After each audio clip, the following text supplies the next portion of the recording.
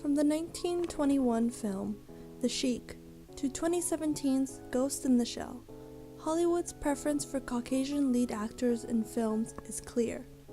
Even in roles where the character is supposed to be a minority, a Caucasian actor is often cast to play them.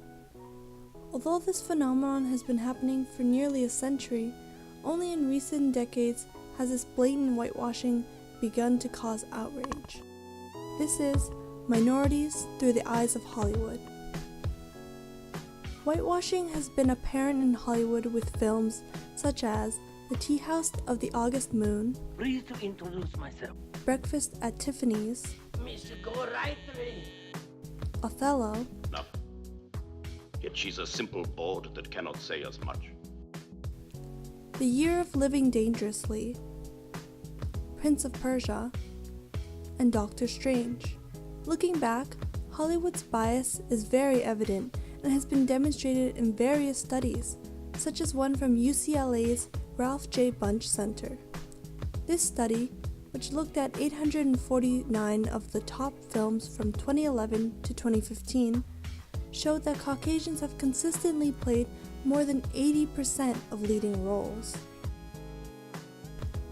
Minorities playing lead roles, on the other hand, peaked in 2013 at 16.7%, even though the minority population makes up nearly 40% of the US population. Film producers name various reasons as to why they make such casting decisions.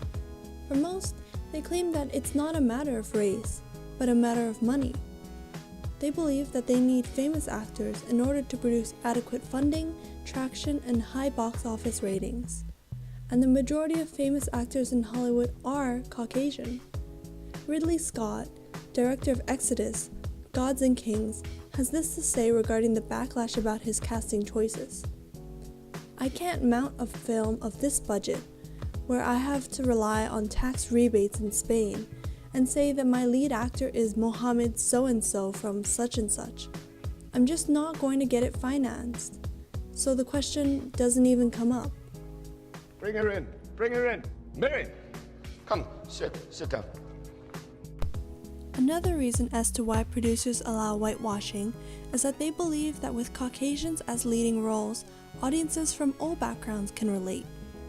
Through the dominance of such actors in Hollywood films, which began in a society that viewed minorities as second-class citizens, they've become what filmmakers view as the universal actor. A 2011 study has shown that white moviegoers, the target audience of filmmakers, are uninterested in films with predominantly minority casts and perceive them as unappealing. The author of the study went on to say that if there are minority cast members in it, then whites don't see themselves as part of the intended audience. She was coming home. She wasn't home. There is another area of Hollywood that is dominated by a group that lacks diversity. Behind the cameras and the sets are the directors, the ones who are responsible for the issue of white preference. In 2016, Hollywood directors overall were 87% white. This has created a range of justifications for whitewashing and negligence in casting minority actors. For instance, in films based off of other creative mediums, many producers claim that certain characters were never intended to be one specific race. Marvel made such a claim in their casting of Tilda Swinton in Doctor Strange as the Ancient One. You're a man looking at the world through a keyhole, and you've spent your whole life trying to widen that keyhole, to see more, to know more. And now, on hearing that it can be widened in ways you can't imagine, you reject the possibility. No, I reject it because I do not believe in fairy tales. Filmmakers also claim that their films no longer take place in the original ethnic setting, but in a different one, where a white population can be found. This is, in summary, what one of the producers of Ghost in the Shell said regarding the casting of a white female as a Japanese character in the original comics. However, all of these claims are far from reality. Films with diverse casts get just as much support, if not more. A recent report found that films with considerably diverse casts had better results in the global box office, as well as higher median return on investments, regardless of the genre. This trend makes lots of sense when you take into consideration that minorities make up 38.4% of the US population in 2015, and that 45% of movie tickets sold in the US are to minorities. Many even predict that by 2050, the minority population will actually become the majority. With the growing diverse population, audiences want to see films that they can personally relate to. With all the power that film producers hold, they can enact change in society and filmmaking.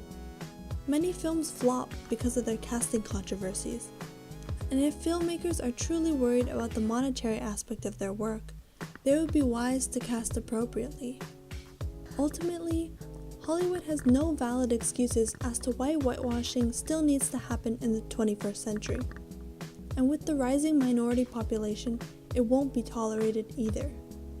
In light of the 2018 Hellboy remake casting controversy, Ed Skrein, who is cast as Japanese-American Ben Daimyo, turned down the role.